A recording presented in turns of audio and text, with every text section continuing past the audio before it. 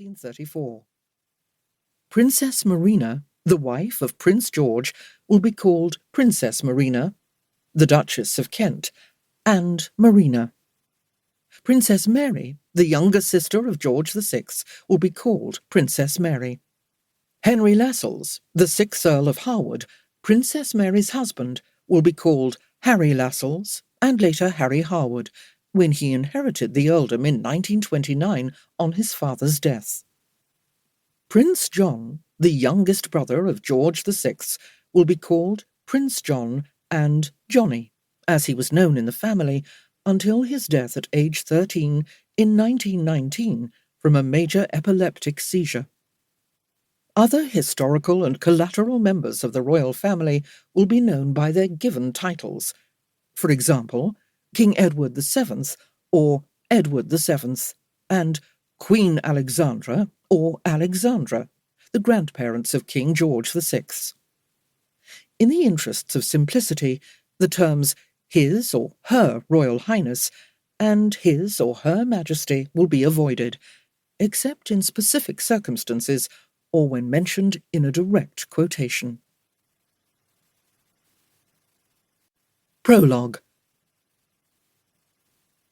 It is a big claim to say that a single royal couple saved the centuries-old British monarchy, but King George VI and Queen Elizabeth, later known as the Queen Mother, or Queen Mum in affectionate slang, did exactly that, by an accident of history and through personal qualities that earned the admiration and support of the British public.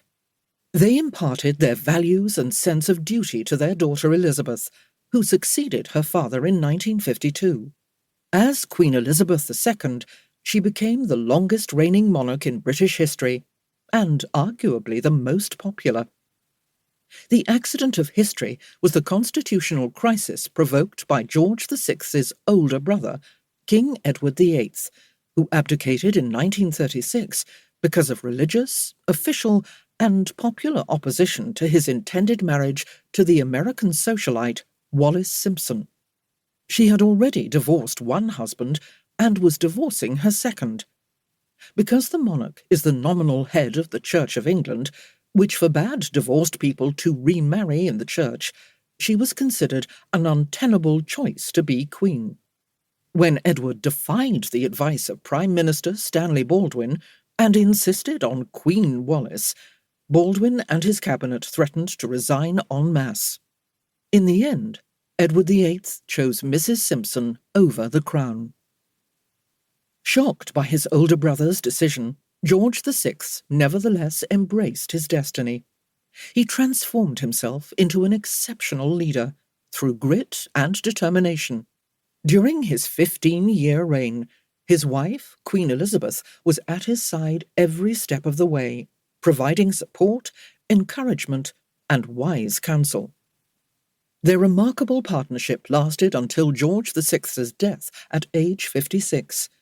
Elizabeth was just 51 and would live to be nearly 102.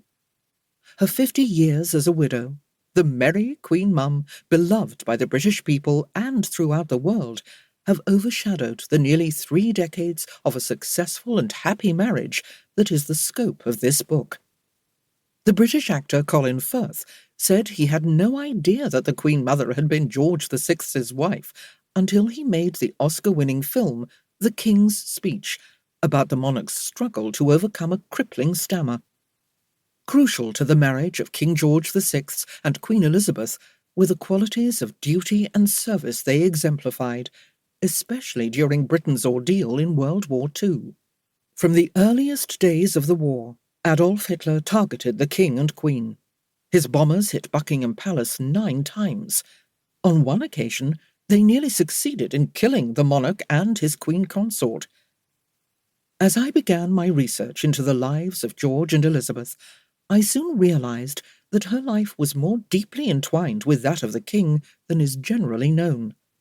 Not only is theirs a touching love story, with surprising dramatic twists, it is a story of inspiration in the most challenging circumstances.